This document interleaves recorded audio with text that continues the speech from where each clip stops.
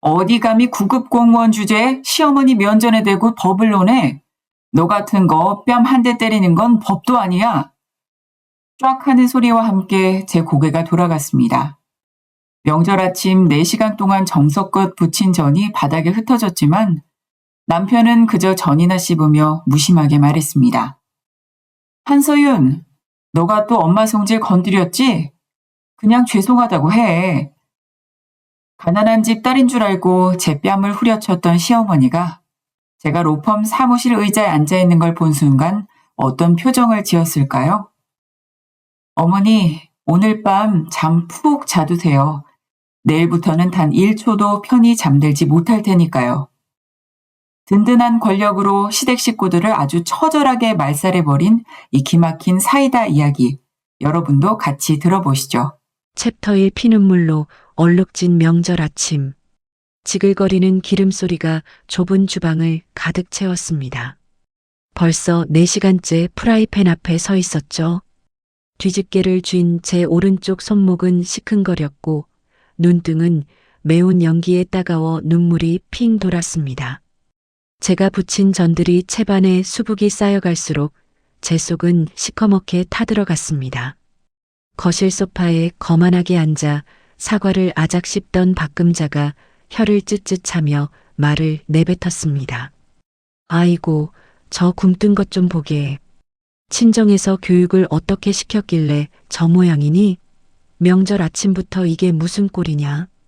박금자가 사과 조각을 포크로 콕 찍어 입에 넣으며 저를 쏘아보았습니다. 저는 조용히 전을 뒤집으며 대답했습니다. 어머니, 새벽부터 서둘렀지만 양이 많아서 시간이 좀 걸리네요. 거의 다 끝나가요. 박금자가 먹던 사과를 접시에 쾅 내려놓으며 자리에서 일어났습니다. 박금자의 날카로운 구두 소리가 거실 바닥을 울리며 주방으로 다가왔습니다. 양이 많기는 뭐가 많아. 아들 변호사 만들면 뭐하니. 며느리라는 물건이 저렇게 근본이 없어서 집안 기운을 다 깎아먹는데 너희 친정 엄마는 딸 시집 보내면서 예절 교육도 안 시켰니? 사돈 수준이 낮으니 딸년도 이 모양이지. 박금자가 제 어깨를 손가락으로 툭툭 치며 비아냥거렸습니다. 박금자의 손끝에서 느껴지는 경멸이 제 심장을 칼로 찌르는 것 같았습니다. 저는 뒤집개를 팬 옆에 내려놓고 박금자를 똑바로 바라보며 말했습니다. 어머니, 제 부모님 모욕하는 건 참을 수 없습니다. 사과해 주세요. 박금자의 눈이 세모꼴로 치켜 올라갔습니다. 박금자가 제 코앞까지 얼굴을 들이밀며 소리쳤습니다. 뭐? 사과? 어디 구급 공무원이나 하는 집안 딸이 감히 내 앞에서 눈을 똑바로 뜨고 말댔구야. 너의 아버지가 뭐 대단한 사람이라도 된다고 생각하니? 그저 시골에서 성실하게만 산 인간들이 내 아들 덕분에 변호사 사위 봤으면 고맙다고 절이라도 해야지. 저는 주먹을 꽉 쥐고 떨리는 목소리를 눌러 참으며 대답했습니다. 제 아버지는 평생을 정직하게 사셨습니다. 저도 그 가르침을 받고 자랐고요. 어머니가 함부로 평가하실 분이 아닙니다. 박금자가 비웃음을 흘리며 제 뺨 가까이 손을 가져다 댔습니다. 정직? 웃기고 있네. 가난한 집구석에서 정직 따지니까 평생 그 모양으로 사는 거야. 내 아들 강진우는 대한민국에서 손꼽히는 변호사야. 너 같은 애랑 결혼해준 것만으로도 감지덕지해야지. 어디서 굴러먹다 온 구급 공무원 따위가 내 아들 발목을 잡아. 제가 차가운 목소리로 박금자에게 경고했습니다. 어머니, 명예훼손에 해당합니다. 그리고 함부로 공무원 비하하지 마세요. 국가를 위해 일하는 직업입니다.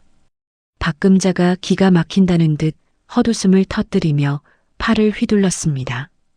이 미친년이 이제는 법 타령을 하네. 너 같은 거 뺨 한 대 때리는 건 법도 아니야. 그 소리와 동시에 박금자의 손바닥이 제 왼쪽 뺨을 사정없이 내리쳤습니다.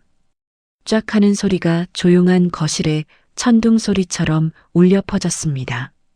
제 고개가 돌아가고 입안에서 비릿한 피 냄새가 났습니다. 저는 얼떨떨한 기분으로 화끈거리는 뺨을 감싸쥐었습니다. 뺨이 터질 듯이 부풀어 오르는 통증보다 가슴을 후벼 파는 모멸감이 더 컸습니다. 박금자가 씩씩거리며 헝클어진 머리칼을 뒤로 넘겼습니다. 어디 감히 시어머니 면전에 대고 법조항을 읊어. 근본 없는 것들은 이래서 안 된다니까. 매를 벌어요, 매를. 그때 안방 문이 열리고 강진우가 하품을 하며 나왔습니다. 거실의 험악한 분위기를 보고도 강진우는 별다른 놀란 기색이 없었습니다. 강진우가 머리를 긁으며 식탁으로 걸어와 의자에 앉았습니다. 아침부터 왜 이렇게 시끄러워? 엄마, 전 다 됐어? 나 배고픈데. 저는 눈물이 핑 도는 것을 참고 강진우를 바라보았습니다. 강진우, 당신 어머니가 지금 내 뺨을 때렸어. 강진우가 저를 힐끗 보더니 다시 전으로 시선을 돌리며 대답했습니다. 한서윤, 네가 또 엄마 성질 건드렸지? 엄마가 화가 많으신 거 알면서 왜 자꾸 그래? 그냥 죄송하다고 하고 넘어가면 될걸? 밥 먹자, 배고프다. 강진우가 젓가락을 들어 노릇하게 익은 전 하나를 입에 넣고 오물거렸습니다. 저는 그 비겁한 모습에 치가 떨렸습니다. 제가 평생을 의지하려 했던 남편은 그저 박금자의 아들일 뿐이었습니다. 박금자가 기세등등하게 허리에 손을 올리며 저를 내려다보았습니다. 맞지? 내 아들도 네가 잘못했다잖아. 당장 무릎 꿇고 빌어. 아니면 이 집에서 당장 나가. 제가 입가에 묻은 피를 손등으로 거칠게 닦아내며 웃었습니다. 어머니, 방금 제 뺨 때리신 거 폭행입니다. 변호사 아들 둔 어머니가 범 무서운 줄을 정말 모르시네요. 박금자가 다시 손을 올리려다 멈칫하며 뒤로 물러났습니다. 강진우가 젓가락을 식탁에 탁 내려놓으며 짜증스럽게 소리쳤습니다. 한서윤, 너 적당히 해라. 가족끼리 무슨 폭행이니 뭐니 따져? 너 정말 정 떨어지게 왜 그래? 제가 강진우를 차갑게 쳐다보며 대답했습니다. 정 떨어지는 건 당신이야. 아내가 맡고 있는데 전이 입으로 넘어가니? 당신도 공범이야. 저는 아무 말 없이 주방 바닥에 놓아두었던 제 핸드폰을 집어들었습니다. 화면에는 녹음이 진행 중이라는 표시가 선명하게 떠 있었습니다. 박금자가 제 부모님을 무시하고 뺨을 때린 순간의 소리가 고스란히 담겨 있었죠. 박금자가 제 손에 든 핸드폰을 보더니 사색이 되어 달려들었습니다. 그거 당장 내놔. 네가 감히 시어머니 뒤조사를 해? 제가 옆으로 피하며 박금자의 손을 뿌리쳤습니다. 어머니, 다가오지 마세요. 방금 하신 말씀 그리고 이 폭행 장면까지 다 녹음됐습니다. 이건 아주 중요한 증거가 될 겁니다. 강진우가 당황해서 제 팔을 붙잡으며 말했습니다. 서윤아, 왜 그래? 일단 진정하고 대화로 풀자. 엄마가 사과하실 거야. 제가 강진우의 손을 거칠게 쳐내며 쏘아붙였습니다. 사과? 아니, 필요 없어. 당신들 수준이 어떤지 이제 확실히 알았거든. 저는 곧바로 안방으로 들어가 미리 챙겨둔 가방을 들고 나왔습니다. 장롱 깊숙이 숨겨두었던 제 진짜 가방을 꺼냈습니다. 그 안에는 로펌 태양의 후계자임을 증명하는 서류와 출입증이 들어 있었습니다. 박금자가 현관까지 따라와 소리를 질렀습니다. 나가는 김에 다신 돌아오지 마. 너 같은 며느리 우리 집안에 필요 없으니까. 이혼 서류 보낼 테니 도장 찍을 준비나 해. 강진우도 현관문에 기대어 한숨을 내쉬며 덧붙였습니다. 한서윤, 너 나중에 후회하지 마라. 지금 나가면 정말 끝이야. 제가 현관문을 열며 박금자와 강진우를 번갈아 보았습니다. 끝내는 건 내가 해. 그리고 어머니, 이 집 제 명의인 거 잊으셨나 본데 조만간 법원에서 서류 한 장 갈 겁니다. 짐 쌀 준비나 하고 계세요. 박금자가 콧방귀를 뀌며 비웃었습니다. 내 명예? 웃기고 있네. 내 아들이 사준 집인데 어디서 사기를 쳐. 당장 꺼져버려. 저는 대답 대신 현관문을 강하게 닫았습니다. 철컥하는 소리가 마치 감옥문이 닫히는 소리처럼 통쾌하게 들렸습니다. 차가운 복도 공기가 화끈거리는 제 뺨을 식혀주었습니다.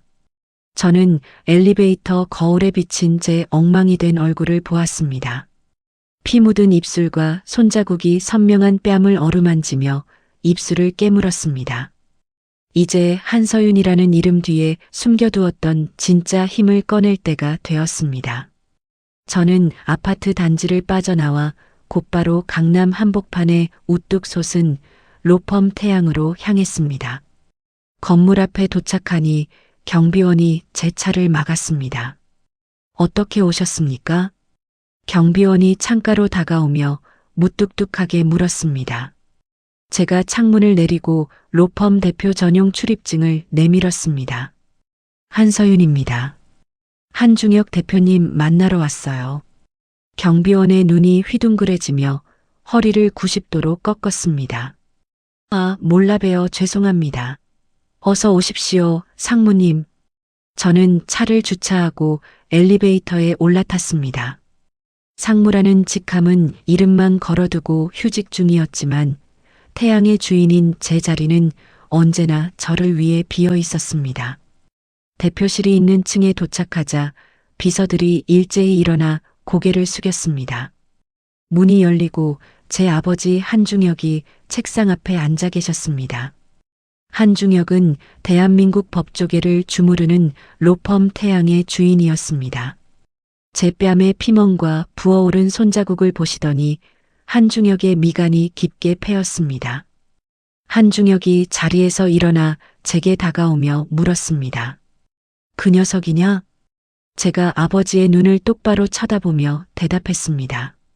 아니요, 그 어머니요. 하지만 강진우도 방관했으니 똑같아요. 아버지, 저 이제 다시 시작하고 싶어요. 한중혁이 제 어깨를 단단히 잡으며 고개를 끄덕였습니다. 됐다. 이제 네가 하고 싶은 대로 해라. 내가 뒤를 봐주마. 저는 아버지의 서재에 있는 직통 전화를 들고 로펌 법무지원팀에 연결했습니다. 한서윤 상무입니다. 강진우 변호사가 지금 담당하고 있는 모든 사건 리스트, 그리고 박금자 씨 이름으로 된 부동산 내역 10분 안에 내 책상으로 가져오세요. 전화를 내려놓으며 저는 창밖의 화려한 도시 불빛을 내려다보았습니다. 박금자는 지금쯤 아들과 함께 승리감에 도취해 있을지도 모릅니다. 하지만 박금자는 꿈에도 모를 겁니다. 오늘 밤 박금자가 그토록 아끼는 아들의 경력이 단 한 번의 전화로 무너져 내리기 시작했다는 사실을요. 저는 차갑게 식은 뺨을 만지며 낮게 응조렸습니다.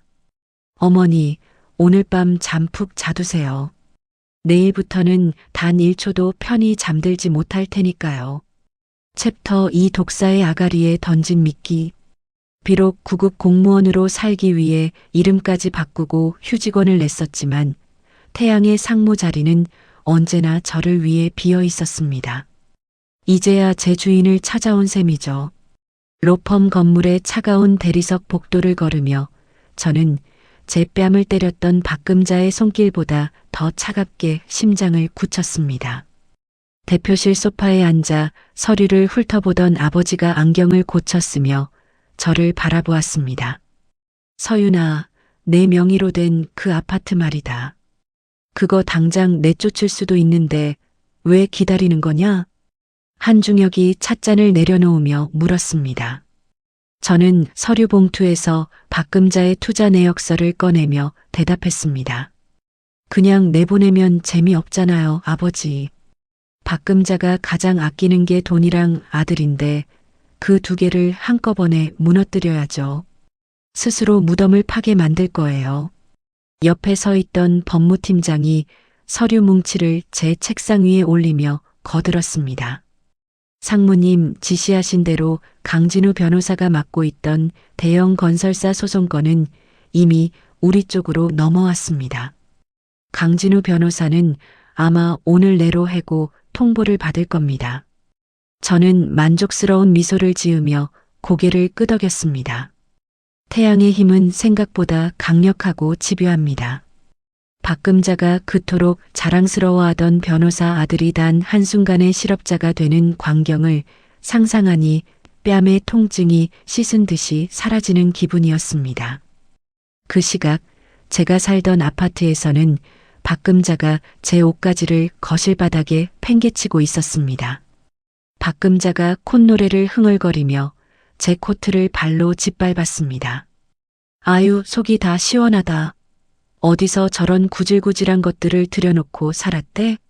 진우야, 너도 이제 이런 쓰레기 같은 것들 다 잊어버려라. 강진우가 거실 소파에 앉아 제 사진이 든 액자를 만지작거리며 대답했습니다. 엄마, 그래도 서윤이가 짐 챙기러 올 텐데 이렇게 다 내놓으면 어떡해? 그리고 아까 서윤이가 했던 말, 이 집 명의가 자기 거라는 거 말이야. 그거 확인해 봐야 하는 거 아니야? 박금자가 허리에 손을 올리고 코웃음을 쳤습니다. 너는 변호사라는 놈이 그렇게 겁이 많아서 어쩌니?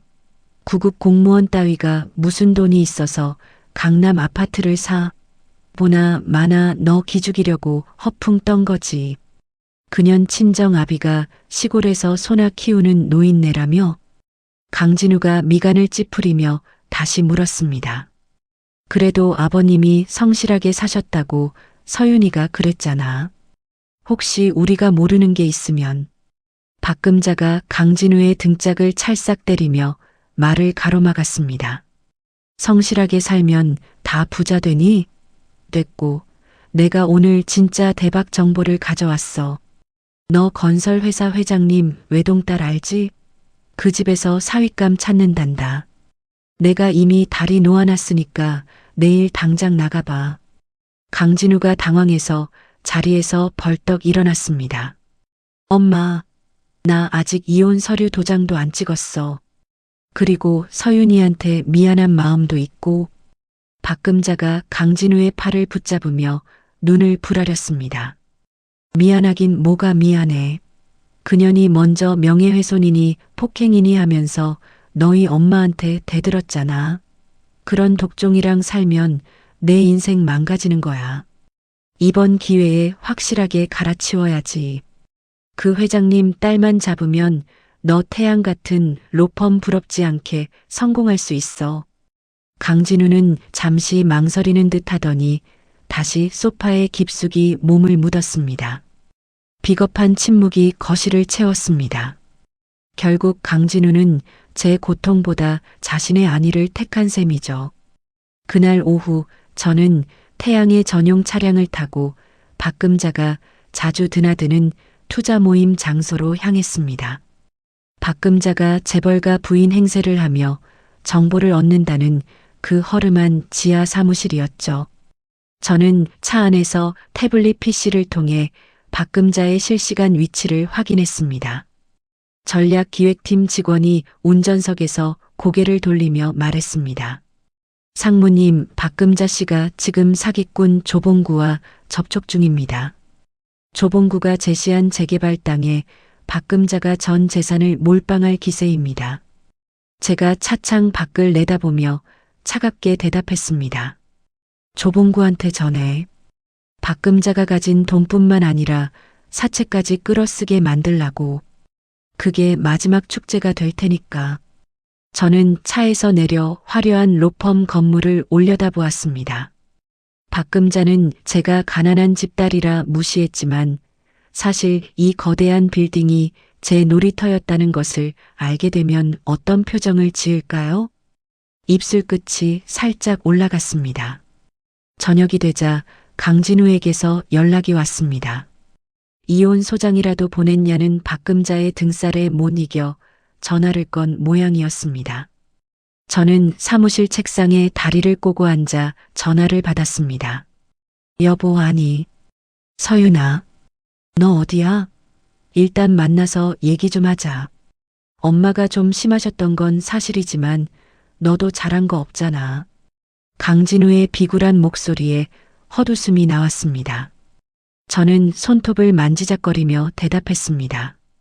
강진우, 아직 상황 파악이 안 되나 본데.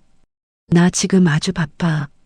네가 담당하던 소송들, 그거 다 우리 로펌으로 넘어온 거 아직 몰라? 강진우가 당황해서 되물었습니다. 무슨 소리야? 너희 로펌이라니? 너 구급 공무원 아니었어? 제가 수화기 너머로 강진우의 당혹감을 즐기며 말했습니다. 내일 아침 출근하면 알게 될 거야. 내 책상이 왜 비워져 있는지. 그리고 내 엄마한테 전해라. 아파트 비울 시간 딱 3일 줄게. 그때까지 안 나가면 강제 집행 들어갈 거니까. 강진우가 소리를 버럭 질렀습니다. 한서윤, 너 진짜 왜 이래? 너 미쳤어? 우리 엄마가 이 사실 알면 가만히 안 계실 거야. 저는 전화를 뚝 끊어버렸습니다. 가만히 안 있으면 어쩔 건가요? 법은 제 편이고 돈도 제 편이며 이제는 제 정체까지 만천하에 드러낼 준비가 끝났습니다. 저는 사무실 통유리창 너머로 보이는 야경을 감상하며 와인 한 모금을 마셨습니다. 박금자가 그토록 갈망하던 재벌가의 삶, 그게 바로 제가 태어날 때부터 누리던 것이라는 사실을 깨닫는 순간 박금자의 심장이 어떻게 무너져 내릴지 기대되었습니다. 다음 날 아침 저는 평소보다 일찍 로펌으로 출근했습니다. 로비에는 이미 강진우가 해고 통보를 받고 넋이 나간 표정으로 서 있었습니다. 제가 보안 검색대를 통과하며 강진우를 지나치려 할 때 강진우가 제 팔을 붙잡았습니다. 한서윤, 이게 다 어떻게 된 거야? 네가 왜 여기 있어? 비서들이 왜 너한테 고개를 숙이냐고. 제가 강진우의 손을 더러운 오물 보듯 쳐다보며 말했습니다. 이거나 비싼 수트 구겨지니까. 그리고 비서들이 상무님한테 인사하는 게 이상하니? 강진우의 눈동자가 사정없이 흔들렸습니다. 옆에 있던 비서실장이 강진우의 앞을 가로막으며 쏘아붙였습니다. 강진우 변호사님, 여기서 소란 피우시면 곤란합니다. 보안팀 부르기 전에 조용히 나가시죠. 강진우는 믿을 수 없다는 듯 입을 벌린 채 저를 바라보았습니다. 저는 그 비참한 얼굴을 뒤로하고 엘리베이터에 올랐습니다. 이제 첫 번째 미끼를 물었으니 다음은 박금자의 차례입니다. 박금자가 그토록 원하던 재벌가 딸과의 선자리에 제가 직접 보낸 사기꾼 후배가 나갈 준비를 마쳤다는 보고를 받았습니다. 박금자는 그 여자가 자기 아들을 구원해줄 동아줄이라고 믿고 있겠죠. 하지만 그건 동아줄이 아니라 교수형에 쓰일 밧줄이라는 것을 박금자는 꿈에도 모를 겁니다. 저는 집무실 의자에 깊숙이 기대앉으며 창밖을 보았습니다. 오늘따라 하늘이 무척 맑았습니다. 복수는 차갑게 식혀서 먹을 때 가장 맛있는 법이라는 말을 실감하는 아침이었습니다. 챕터 3 마침표가 아닌 서막. 가정법원 앞의 공기는 유난히 차갑고 날카로웠습니다. 제 손에 들린 이혼 합의서 서류 봉투가 바스락거리는 소리를 냈죠. 멀리서 화려한 모피 코트를 휘두른 박금자가 강진우의 팔을 꼭 붙잡고 걸어오는 모습이 보였습니다. 박금자는 마치 승전보를 울리며 돌아오는 장군처럼 턱을 한껏 치켜들고 있었습니다. 박금자가 제 앞에 멈춰서더니 가방에서 분홍색 손수건을 꺼내 코를 팽 풀었습니다. 아유, 지긋지긋한 악연도 오늘로 끝이네. 서윤아, 너 오늘 보니까 몰골이 더 말이 아니다. 이제 우리 진우 앞길 막을 사람 없으니 나라 전체에 경사가 났구나. 박금자가 입가에 비열한 미소를 띄우며 저를 위아래로 훑어보았습니다. 옆에 선 강진우는 고개를 푹 숙인 채 제 눈을 피하고 있었죠. 제가 가방끈을 꽉 움켜쥐며 박금자에게 대답했습니다. 어머니, 마지막까지 그 품격 없는 말투는 여전하시네요. 저도 오늘만 기다렸습니다. 박금자가 눈을 부라리며 강진우의 옆구리를 쿡 찔렀습니다. 예, 진우야.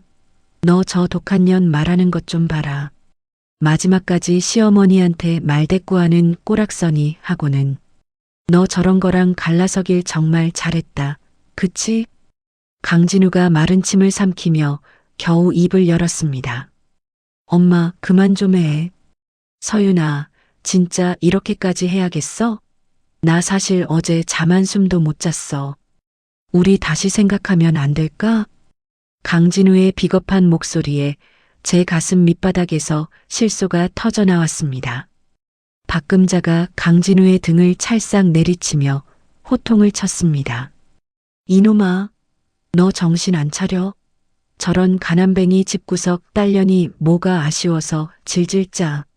오늘 도장 찍으면 내일부터는 재벌가 사위 소리 들으면서 호강할 텐데. 제가 차가운 시선으로 두 사람을 바라보며 말했습니다. 강진우, 이제 와서 그런 소리 하는 거 정말 구역질나. 네가 내 손 놓은 그날 우리 사이는 이미 죽었어. 어서 들어가서 서류 처리나 해. 법원 안으로 들어가 이혼 합의서에 최종 도장을 찍는 순간 잉크 냄새가 코끝을 찔렀습니다. 쾅, 쾅, 쾅. 서류에 마침표가 찍히는 소리가 제 인생의 무거운 짐을 덜어내는 소리처럼 들렸습니다. 박금자는 도장이 찍히는 걸 확인하자마자 제 면전에 대고 손을 휘저었습니다. 자, 이제 남남이니까 아는 척도 하지 마라. 너 같은 건 우리 집 문턱 근처에도 오지 마. 진우야, 가자.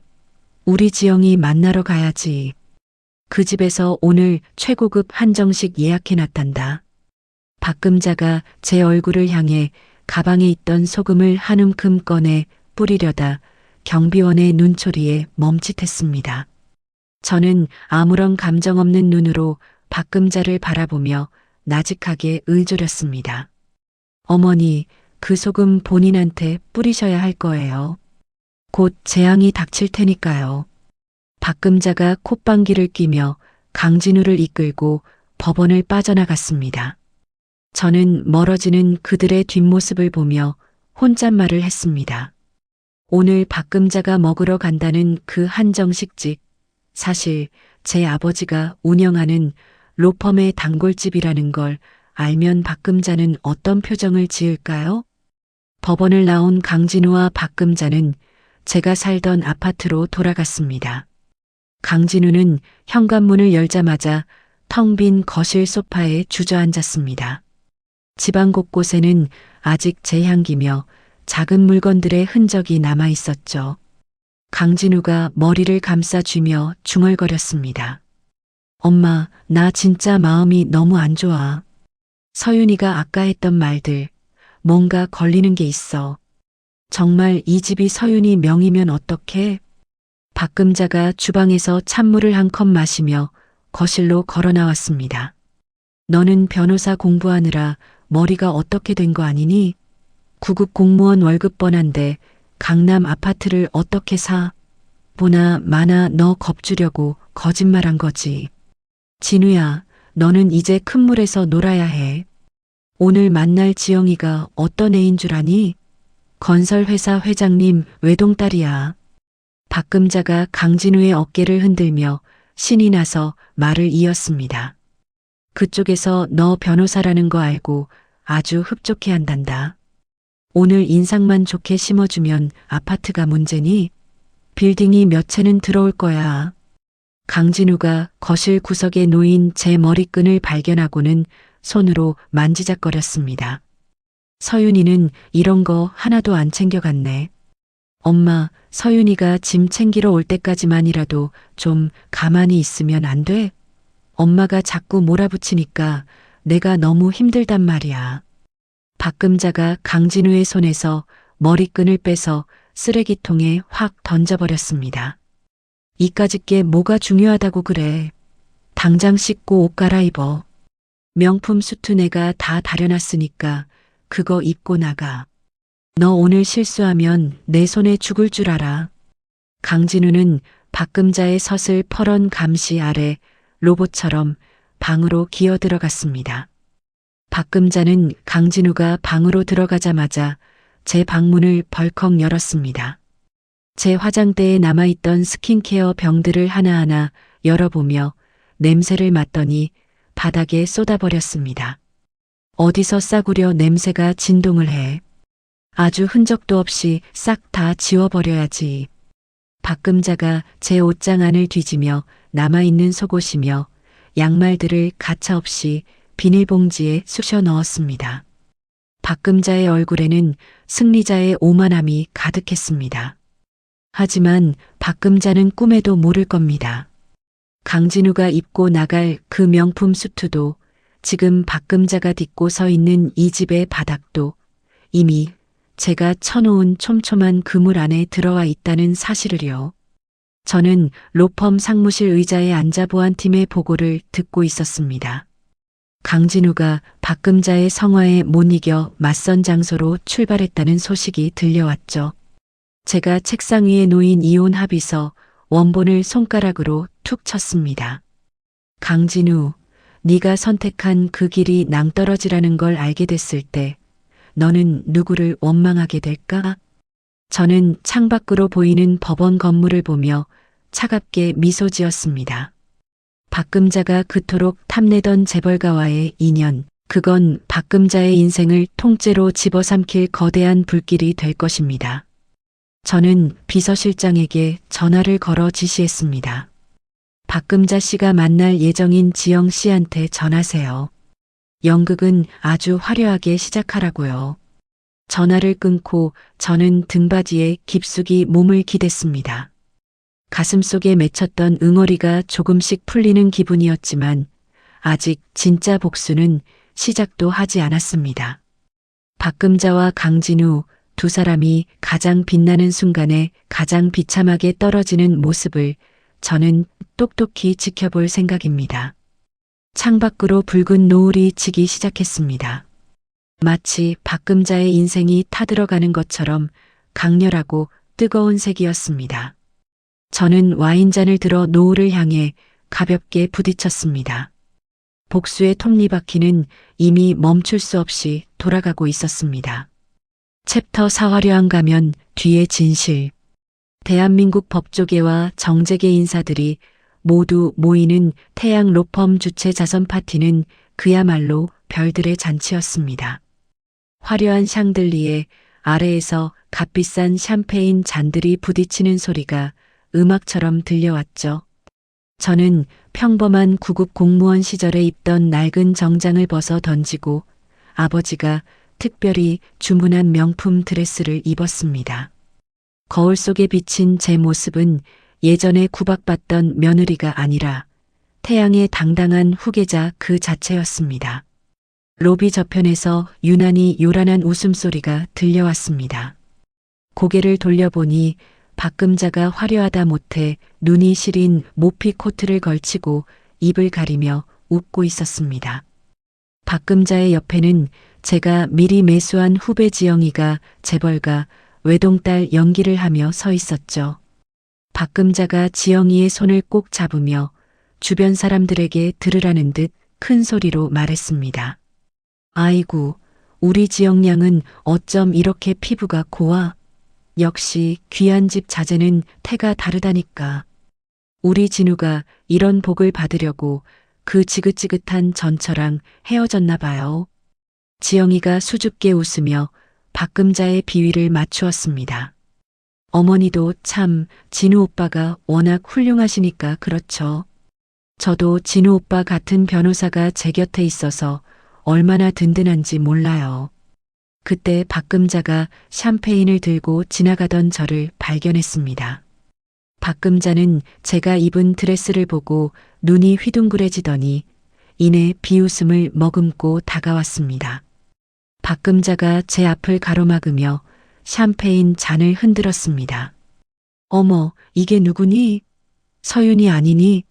네가 여기가 어디라고 감히 발을 들여놓아? 여기 서빙하러 왔니? 아니면 청소 알바라도 구한 거야? 박금자가 제 드레스를 손가락으로 툭 치며 혀를 찼습니다. 드레스는 어디서 빌려 입었나 본데 근본 없는 건 못 속인다더니 딱 그 꼴이구나. 야, 지영아. 여기 좀 봐라. 우리 집에서 쫓겨난 그 며느리년이다.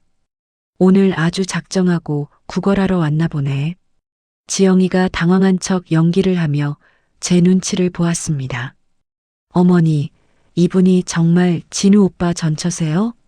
옷이 너무 고급스러운데. 박금자가 지영이의 팔을 끌어당기며 쏘아붙였습니다. 예, 짝퉁이야, 짝퉁.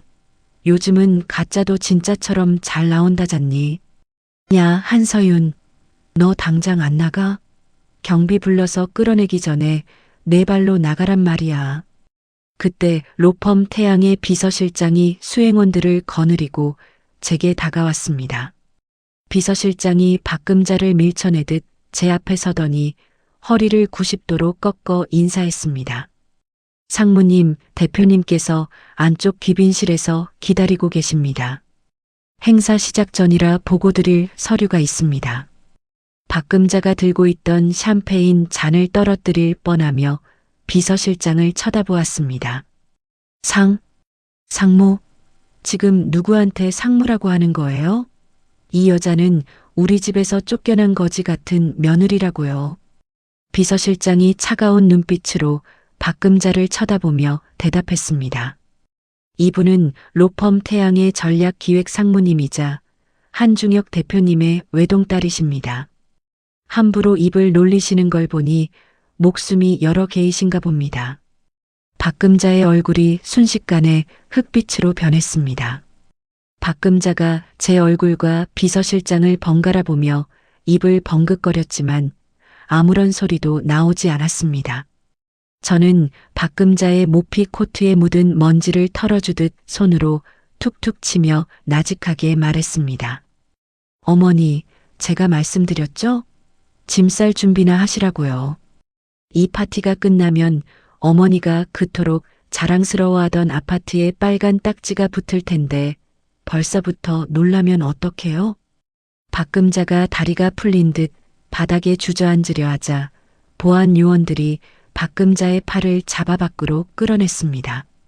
박금자가 소리를 지르려 했지만 이미 주위의 시선은 싸늘하게 식어 있었죠. 그 시각 강진우는 시내의 최고급 일식집에서 재벌가 딸과의 만남을 기다리고 있었습니다. 강진우는 제가 준 명품 수트를 입고 거울을 보며 머리를 매만졌습니다. 잠시 후 세련된 차림의 여자가 들어와 강진우의 맞은편에 앉았습니다. 제 후배이자 현직 변호사인 민지가 지영이라는 이름으로 강진우 앞에 앉은 것이죠. 강진우가 매력적인 미소를 지으며 민지에게 인사를 건넸습니다. 반갑습니다, 지영씨. 어머니께 말씀 많이 들었습니다. 정말 아름다우시네요. 민지가 생긋 웃으며 찻잔을 들었습니다. 저도 말씀 많이 들었어요, 진우씨. 실력 있는 변호사라고요. 그런데 궁금한 게 하나 있는데 물어봐도 될까요? 강진우가 자신만만한 표정으로 고개를 끄덕였습니다. 그럼요, 뭐든 물어보세요. 숨길 거 하나 없습니다. 민지가 눈을 반짝이며 강진우의 얼굴을 뚫어지게 쳐다보았습니다.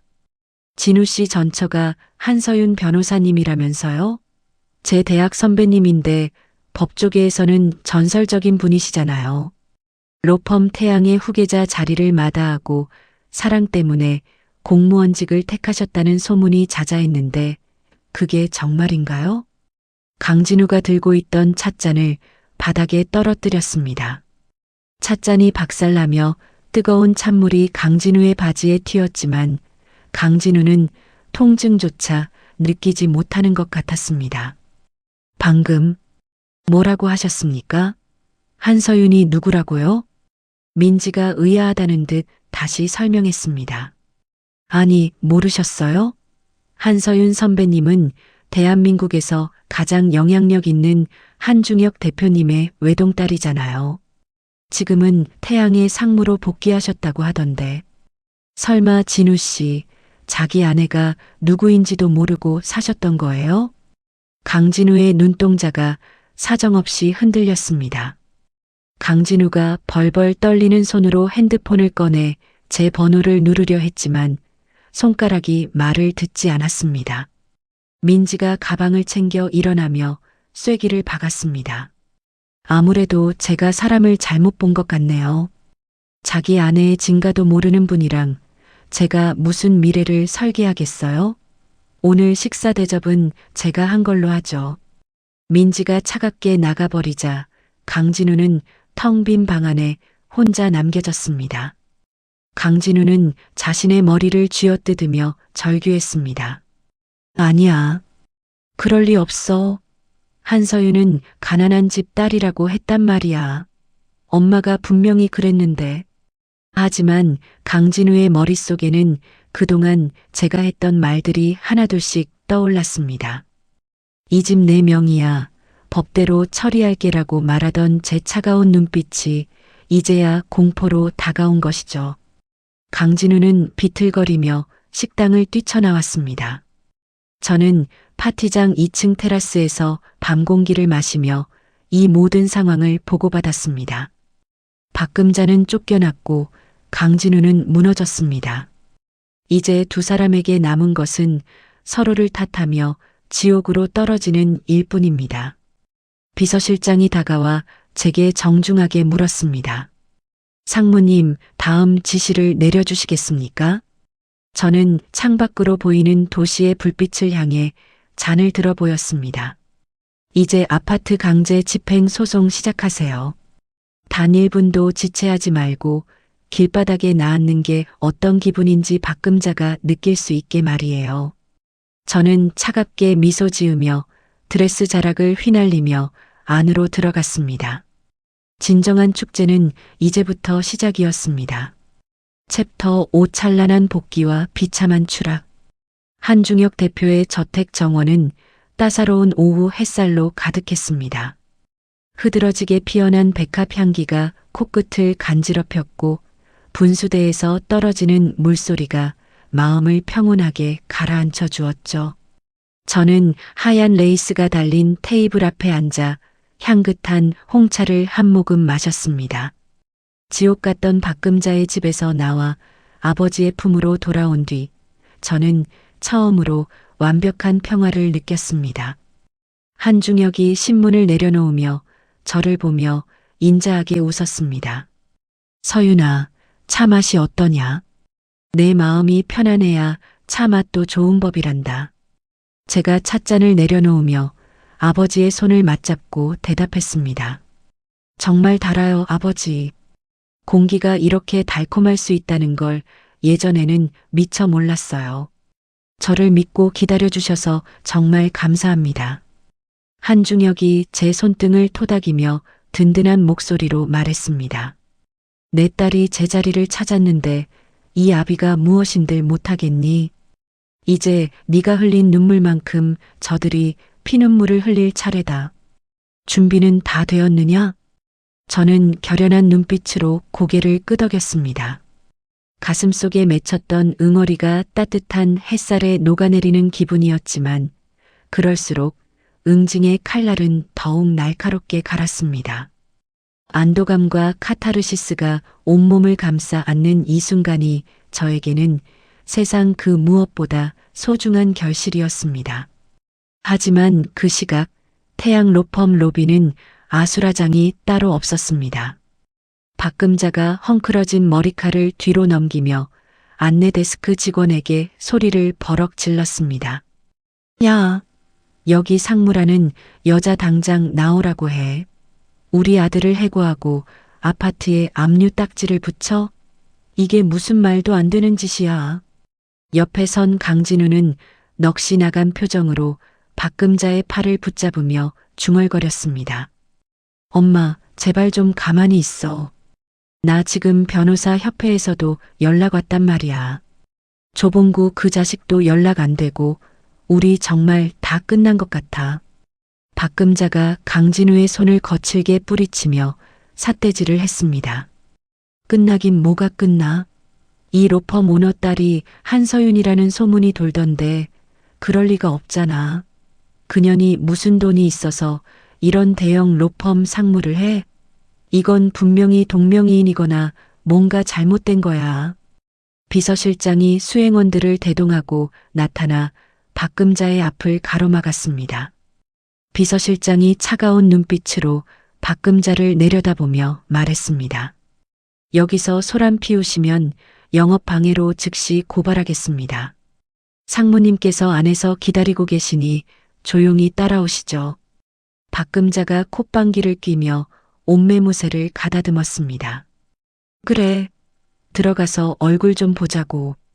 내가 그 잘난 상무라는 여자 얼굴을 확인해야 속이 시원하겠으니까. 박금자와 강진우는 비서실장의 안내를 받아 상무 집무실로 향했습니다. 거대한 육중한 문이 열리고 박금자는 거만하게 방 안으로 걸어 들어갔습니다. 창밖을 향해 돌려져 있던 검은 가죽 의자가 천천히 회전했습니다.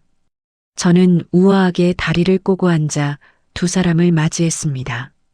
박금자가 저를 보자마자 비명을 지르며 뒤로 나자빠졌습니다. 한서윤, 네가 왜 여기 앉아 있어? 네가 왜 이 의자에 앉아 있느냐고. 강진우도 사색이 되어 제 책상 앞으로 달려오며 소리쳤습니다. 서윤아, 이게 대체 어떻게 된 거야? 네가 정말 태양 로펌 상무라고? 네가 우리 아버님을 속이고 나랑 결혼한 거였어? 제가 차갑게 미소 지으며 책상 위에 놓인 박금자의 투자 계약서를 손가락으로 툭 쳤습니다. 속인 건 내가 아니라 당신들이지.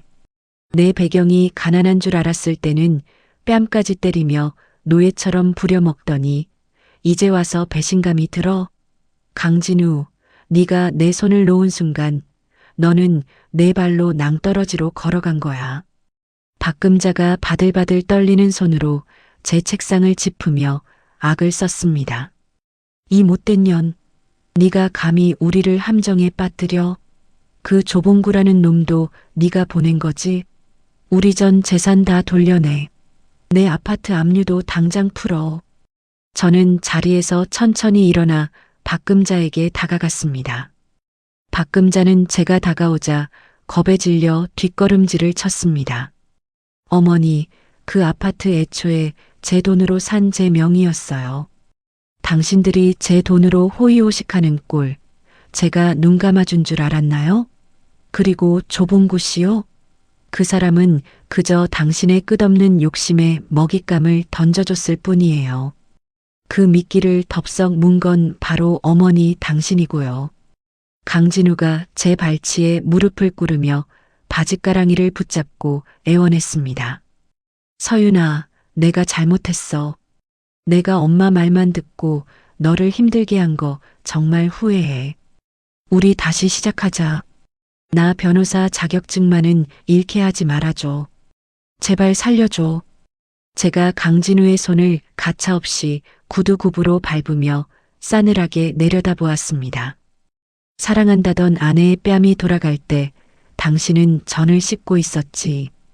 이제 그 대가를 치를 시간이야. 당신의 변호사 자격증은 이미 징계위원회에 회부됐어. 비자금 탈루와 증거인멸교사. 이 정도면 평생 감옥에서 법 공부나 더 해야 할 거야. 박금자가 실성한 듯 웃으며 집무실 바닥에 주저앉아 머리를 쥐어뜯었습니다. 아니야. 이건 꿈이야. 내 아들이 변호사인데 내가 재벌가 시어머니가 되어야 하는데 지영이가 나를 도와줄 거야. 지영이한테 전화해야 해. 제가 박금자의 코앞에 핸드폰 영상을 하나 띄워주었습니다.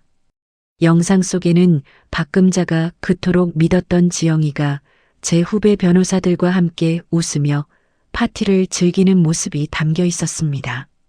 어머니가 그토록 탐내던 재벌가 딸 지영 씨는 제 후배 민지예요. 어머니의 허영심을 이용해서 전 재산을 털어버린 1등 공신이죠. 덕분에 어머니는 이제 땡전 한 푼 없는 알거지가 되셨네요. 박금자의 눈동자가 초점을 잃고 멍해졌습니다. 강진우는 바닥을 치며 오열했고 박금자는 넋이 나간 채 허공만 바라보았습니다. 가장 화려한 순간에 가장 밑바닥으로 떨어진 그들의 모습이 제 눈에는 그저 추악한 괴물처럼 보였습니다. 저는 비서들을 불러 차가운 목소리로 지시했습니다. 이 더러운 인간들 당장 끌어내세요.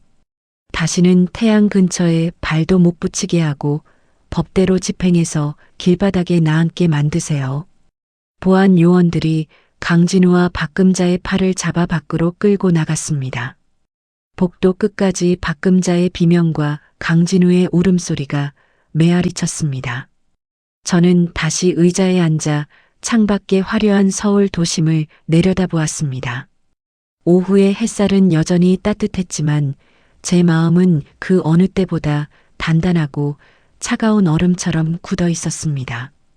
그들이 제 부모님을 욕하고 제 인격을 짓밟았던 그날의 상처가 이제야 조금씩 아물어가는 것 같았습니다. 진정한 승리는 복수가 끝난 뒤에 찾아오는 평화라는 것을 저는 이제야 알 것 같았습니다. 챕터 6 용서의 비와 흩어진 욕망의 재. 창밖으로 빗줄기가 굵어지기 시작했습니다. 폭풍처럼 몰아치던 복수의 계절이 지나고 어느덧 1년이라는 시간이 흘렀습니다. 저는 이제 태양 로펌의 당당한 대표 변호사로서 제 자리를 굳건히 지키고 있습니다. 그날 이후 제 이름 앞에 붙던 수식어들은 모두 바뀌었죠. 누군가의 아내나 며느리가 아닌 오직 한서윤 석자로 불리는 지금이 저는 참 좋습니다. 로펌 건물 로비로 내려오던 제 발걸음이 유리문 근처에서 멈췄습니다. 비가 쏟아지는 입구 한 구석에서 익숙한 뒷모습이 보였습니다. 허름한 청소 용역 유니폼을 입고 바닥에 빗물을 닦고 있는 남자였습니다. 한때는 번듯한 수트를 입고 법정을 누비던 강진우였습니다. 강진우는 제가 대표로 있는 이 건물의 청소 용역으로 들어와 밑바닥부터 다시 시작하고 있었습니다. 강진우가 젖은 걸레를 짜며 나직하게 말했습니다. 서윤아, 퇴근하니? 비가 많이 오네. 우산은 챙겼어? 제가 차가운 시선으로 강진우의 젖은 어깨를 바라보며 대답했습니다. 강진우, 여기서 이런다고 내 마음이 풀릴 거라고 생각하니? 당신 변호사 자격증 박탈당하고 겨우 찾은 일이 고작 이거야? 강진우가 닦던 바닥을 멈추고 고개를 들어 저를 보며 웃었습니다. 그 웃음에는 예전의 오만함이나 비겁함은 찾아볼 수 없었습니다. 강진우가 젖은 장갑을 벗으며 대답했습니다. 아니, 용서받으려고 시작한 일 아니야. 그냥 내가 버렸던 것들이 얼마나 소중했는지 몸으로 배우는 중이야. 내 손으로 직접 땀 흘려서 버는 이 돈이 예전에 엄마랑 같이 너를 괴롭히며 누렸던 그 어떤 것보다 훨씬 가치더다고. 저는 우산 손잡이를 꽉 움켜쥐며 강진우의 얼굴을 뚫어지게 쳐다보았습니다. 어머니 소식은 들었어? 그 낡은 단칸방에서 매일 당신 이름만 부른다며. 강진우가 씁쓸한 표정으로 빗줄기를 바라보며 말했습니다. 가끔 들여다보긴 해. 하지만 내가 다시 그 굴레로 돌아갈 일은 없을 거야. 엄마한테 분명히 말했거든. 이제 아들 없는 셈 치고 사시라고. 내가 선택한 길이고 내가 책임져야 할 짐이니까. 강진우가 다시 허리를 숙여 바닥을 닦으며 덧붙였습니다. 너한테 미안하다는 말도 안 할게. 그건 너무 염치 없는 짓이니까. 그냥 내가 여기서 너를 지켜볼 수 있게만 해줘. 저는 아무 말 없이 강진우의 굽은 등을 한참 동안 바라보았습니다. 강진우가 흘리는 땀방울이 바닥의 빗물과 섞여 흩어지는 것을 보며 제 마음속에 남아있던 마지막 미움의 조각이 씻겨 내려가는 기분이 들었습니다. 저는 가방에서 여분의 우산 하나를 꺼내 강진우 옆에 내려놓았습니다. 강진우, 내일은 비 안 온대. 감기 걸리지 말고 일해. 모레 점심때 시간 있으면 로비 커피숍으로 와. 할 얘기가 있으니까. 강진우가 놀란 눈으로 저를 올려다보며 우산을 집어들었습니다. 강진우의 눈가에 눈물이 맺히는 것을 보았지만 저는 고개를 돌려 밖으로 걸어 나갔습니다. 용서는 완벽한 잊음이 아니라 다시 시작할 기회를 주는 것임을 저는 이제야 깨달았습니다. 비슷한 시각, 도심 외곽의 허름한 빌라촌의 한 단칸방이었습니다. 사방에 곰팡이가 슬어 쾌쾌한 냄새가 진동하는 좁은 방 안에서 박금자가 이불을 뒤집어 쓰고 누워 있었습니다. 박금자가 하게 마른 손으로 리모컨을 눌러 낡은 텔레비전을 켰습니다. 화면 속에서는 화려한 조명을 받으며 인터뷰를 하고 있는 제 모습이 나오고 있었습니다. 로펌 태양의 대표 한서윤 변호사가 취약계층을 위한 법률 지원 사업을 확대한다는 뉴스였습니다. 박금자가 텔레비전 화면을 손톱으로 긁으며 악을 썼습니다. 저년, 저 독한 년, 내 아들 인생 망치고지 혼자 잘 먹고 잘 살아? 서윤아, 이 나쁜 년아, 당장 내 집 돌려내. 내 돈 다 내놓으란 말이야. 박금자가 거칠게 소리를 지르다 사례가 걸려 쿨럭거리며 가슴을 쥐어뜯었습니다. 방구석에는 먹다 남은 컵라면 용기가 뒹굴고 있었고 보일러조차 들어오지 않아 냉기가 가득했습니다. 박금자가 비틀거리며 일어나 창문을 열고 골목길을 향해 소리쳤습니다. 진우야, 강진우, 이놈아 어디 있니? 내 애미 죽어간다. 얼른 와서 나 좀 살려줘. 하지만 박금자의 절규에 대답하는 것은 차가운 빗소리와 멀리서 들려오는 자동차 경적뿐이었습니다.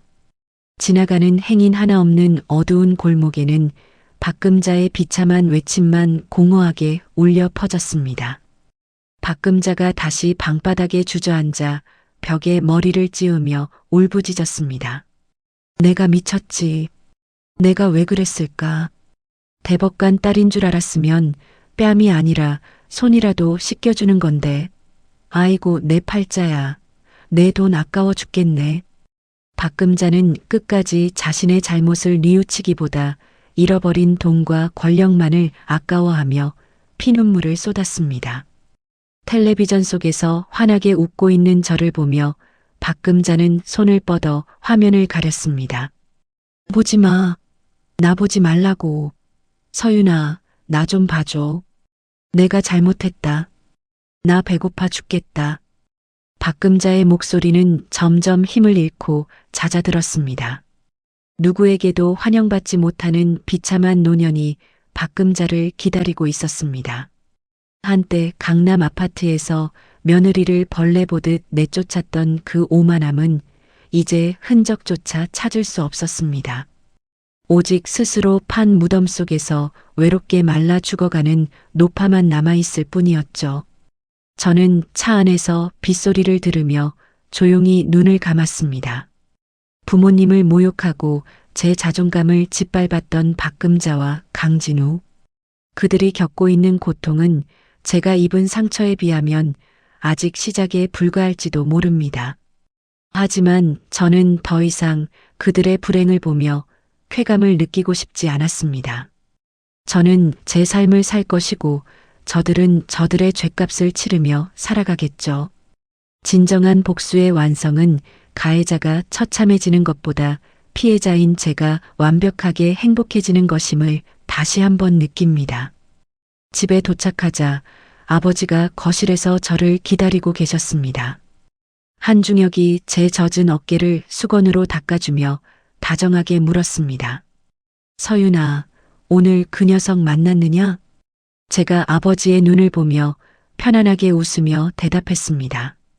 네, 아버지. 빗속에서 열심히 바닥을 닦고 있더라고요. 이제야 진짜 자기 몫의 삶을 살고 있는 것 같아 보여서 마음이 한결 가벼웠어요. 한중혁이 제 머리를 쓰다듬으며 인자한 목소리로 말했습니다. 잘했다. 미워하는 것도 다 내 에너지를 쓰는 일이다. 이제 그만 털어버리고 너 자신의 행복만 생각하거라. 고생 많았다, 내 딸. 저는 아버지의 품에 안겨 깊은 안도의 숨을 내쉬었습니다. 피눈물로 시작했던 명절 아침의 그 악몽이 이제야 완전히 끝난 기분이었습니다. 저는 이제 태양의 상무도 로펌의 오너 딸도 아닌 그저 사랑받는 딸이자 당당한 여성으로서 새로운 아침을 맞이할 준비가 되었습니다. 내일은 비가 그치고 맑은 해가 뜬다고 합니다. 제 인생의 새로운 챕터도 저 밝은 햇살처럼 찬란하게 빛날 것임을 저는 믿어 의심치 않습니다. 욕망의 눈먼 자들은 길바닥에 남겨졌지만 저는 제 소중한 사람들과 함께 더 높은 곳을 향해 걸어갈 것입니다. 오늘 서연 씨의 사이다 같은 복수극 어떠셨나요? 사람 귀한 줄 모르고 며느리의 뺨을 때리며 기세등등하던 시어머니가 결국 자신이 판 무덤에 빠져 길바닥에 나앉는 모습을 보며 참 많은 생각이 듭니다. 오늘의 교훈 첫 번째, 인과응보의 법칙입니다. 세상에 영원한 비밀은 없고 내가 뿌린 씨앗은 반드시 내가 거두게 되어 있습니다. 남의 눈에 피눈물 나게 하면 내 눈에는 진물이 난다는 옛말 틀린 거 하나 없죠. 서윤 씨를 가난하다고 무시하며 휘둘렀던 그 손이 결국 자신의 목을 죄는 밧줄이 되어 돌아온 것처럼 악한 의도는 반드시 그 대가를 치르기 마련입니다. 두 번째, 사람의 가치는 배경이나 돈에 있지 않습니다. 상대를 오직 경제력과 신분으로만 판단하는 오만함은 결국 스스로를 파멸로 이끄는 독이 됩니다. 시어머니는 며느리의 껍데기만 보고 함부로 대하다가 그 알맹이가 가진 거대한 힘에 무너지고 말았죠.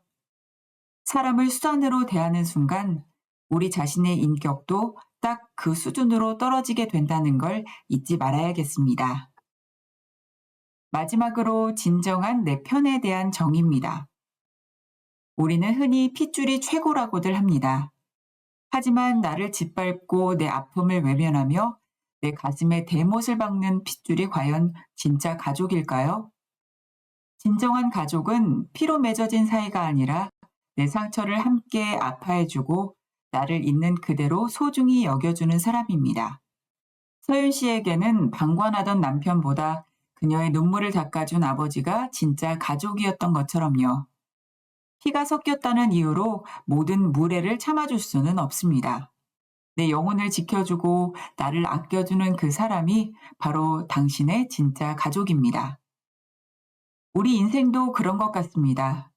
자식이 최고고 핏줄이 전부라지만 결국 끝까지 나를 지켜주는 것은 내가 쌓아온 정직함과 나 자신을 귀하게 여기는 마음이더라고요.